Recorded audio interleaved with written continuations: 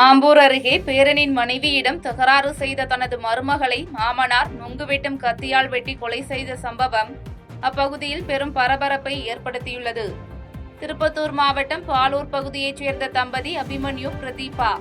அபிமன்யு நொங்கு வியாபாரம் செய்து வரும் நிலையில் அவர் மாற்று சமூகமான பிரதீபாவை காதல் திருமணம் செய்து கொண்டது பிடிக்காமல் அபிமன்யுவின் தந்தை முனியன் மற்றும் அவரது மனைவி கவிதா ஆகியோர் பிரதீபாவுடன் தகராறில் ஈடுபட்டு வந்துள்ளனர்.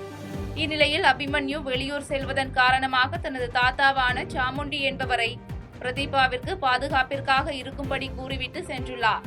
இந்நிலையில் அங்கு வந்த கவிதா பிரதீபாவிடம் தகராறில் ஈடுபட்டதை தடுக்க முயன்ற சாமுண்டி நொங்கு வெட்டும் கத்தியால் கவிதாவின் கழுத்தை வெட்டியுள்ளார். இதில் கவிதா சம்பவ இடத்திலேயே உயிரிழந்த நிலையில் அதனை தடுக்க சென்ற முனியனுக்கும் தலையில் காயம் ஏற்பட்டது. இதுகுறித்த தகவலின் பேரில் சம்பவ இடத்திற்கு வந்த போலீசார் சாமுண்டி மற்றும் முனியனை மீட்டு மருத்துவமனைக்கு அனுப்பி வைத்த பின்னர் கவிதாவின் உடலை மீட்டு பிரேத பரிசோதனைக்காக வேலூர் அரசு மருத்துவக் கல்லூரி மருத்துவமனைக்கு அனுப்பி வைத்தனர். தொடர்ந்து இதுகுறித்து வழக்கு பதிவு செய்து விசாரணை மேற்கொண்டு வருகின்றனர்.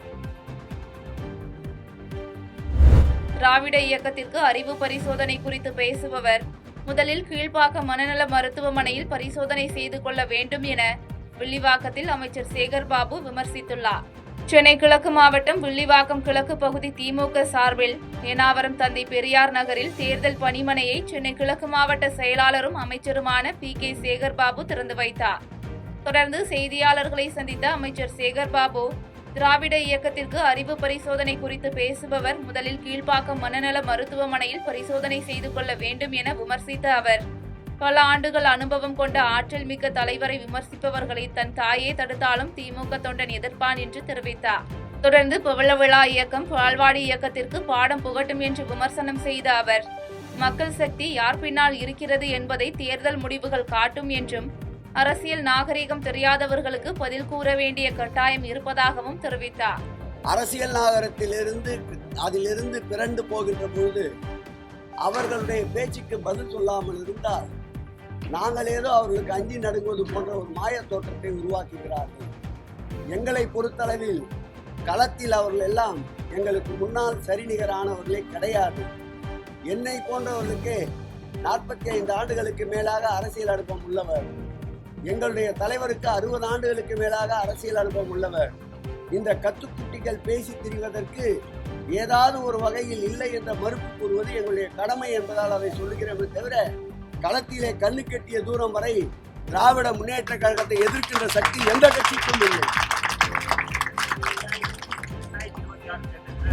தூத்துக்குடி மாவட்டம் விளாத்திக்குளம் அருகே கடந்த 10ஆம் தேதி 12ஆம் வகுப்பு மாணவி பாலியல் வன்கொடுமை செய்யப்பட்டு கொலை செய்யப்பட்ட வழக்கில் குற்றவாளியை கைது செய்தால் மட்டுமே உடலை வாங்குவோம் என்று மாணவியின் பெற்றோர், உறவினர்கள் மற்றும் கிராமத்தினர் தொடர்ந்து போராட்டத்தில் ஈடுபட்டு வந்த நிலையில் உடற்கூராய்வு முடிந்து மாணவியின் உடல் தூத்துக்குடி அரசு மருத்துவக் கல்லூரி மருத்துவமனையில் வைக்கப்பட்டிருந்தது.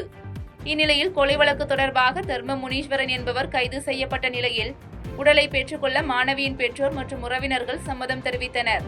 இதனையடுத்து மாணவியின் உடல் உறவினர்களிடம் ஒப்படைக்கப்பட்டது. இந்நிகழ்வில் அமைச்சர் கீதா ஜீவன், சட்டமன்ற உறுப்பினர் மார்க்கேண்டேயன் உள்ளிட்ட ஏராளமானோர் கலந்து கொண்டு உயிரிழந்த மாணவியின் உடலுக்கு மாலை அணிவித்து மரியாதை செலுத்தினர். அரங்கநல்லூர் அருகே மதிக்கத்தக்க அடையாளம் தெரியாத ஆண் சடலம் தூக்கில் தொங்கியவாறு கண்டெடுக்கப்பட்டது குறித்து போலீசார் விசாரணை மேற்கொண்டு வருகின்றனர். விழுப்புரம் மாவட்டம் மணம்பூண்டி கிராம எல்லையில் விவசாய நிலத்தில் உள்ள மரத்தில் தூக்கில் தொங்கியவாறு 60 வயது மதிக்கத்தக்க ஆண் சடலம் ஒன்று இருப்பதாக அப்பகுதி மக்கள் அரங்கநல்லூர் காவல் நிலையத்திற்கு புகார் அளித்தனர்.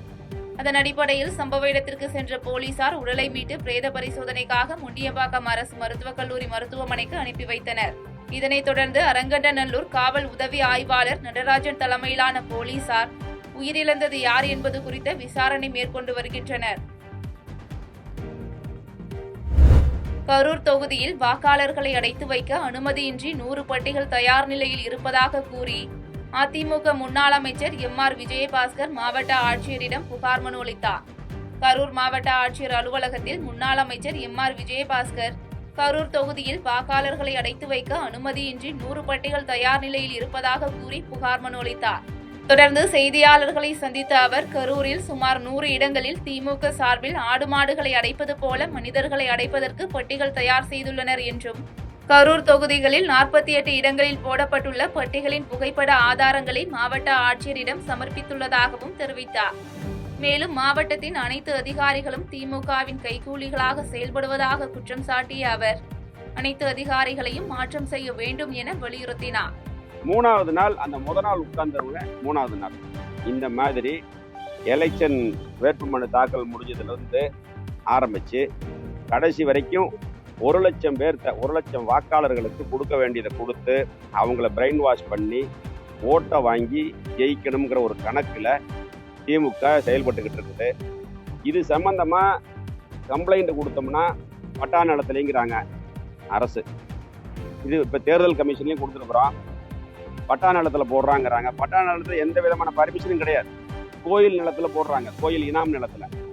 கோயில் இனாம் நிலத்தில் குடியிருக்கிற அப்பாவிகளை இந்த அரசு ரோட்டில் இழுத்து விட்டுட்டு சீல் வச்சுது. கட்டடம் கட்டுறாங்கன்னு சொல்லி கட்டடத்தை நிறுத்தி இருக்கிறாங்க.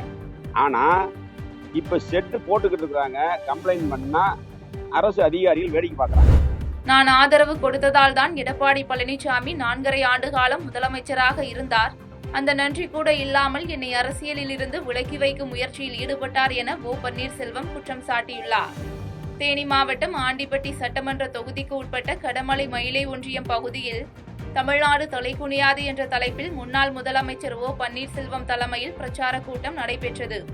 அப்போது கூட்டத்தில் பேசிய ஓ பன்னீர்செல்வம் 9 அமைச்சர்களை முன்னாள் முதலமைச்சர் ஜெயலலிதா பொறுப்பிலிருந்து நீக்கிய போது தான் தடுத்து நிறுத்தியதாகவும் தற்போது அவர்கள் ஒன்று சேர்ந்து தன்னை கட்சியிலிருந்து வெளியேற்றும் பணியில் ஈடுபட்டது மிகவும் வருத்தமளித்ததாகவும் தெரிவித்தார். தொடர்ந்து தனது ஆதரவு காரணமாகவே எடப்பாடி பழனிசாமி 4.5 ஆண்டு காலம் முதலமைச்சராக இருந்தார் என்றும் அந்த நன்றி கூட இல்லாமல் தன்னை அரசியலில் இருந்து விலக்கி வைக்கும் முயற்சியில் ஈடுபட்டார் என்றும் கடுமையாக சாடிய அவர் மக்களின் தேவையை அறிந்து முதலமைச்சர் மு.க. ஸ்டாலின் சிறப்பான ஆட்சியை செய்து வருவதாக பெருமை பேசினார். செய்திகளை உடனுக்குடன் தெரிந்து கொள்ள கீழ்க்கண்ட கேபிள் மற்றும் டிடிஎச் நெட்வொர்க்குகளில் எம்நாடு செய்தி தொலைக்காட்சியை காணுங்கள். பாதகம் செய்பவரை கண்டால் நாம் பயம் கொள்ளலாகாது பாப்பா. மோதி மிதித்துவிடு பாப்பா, அவர் முகத்தில் உமிழ்ந்துவிடு பாப்பா. அண்மை செய்திகளை உடனுக்குடன் தெரிந்து கொள்ள இணைந்திருங்கள் எம்நாடு தொலைக்காட்சியுடன்.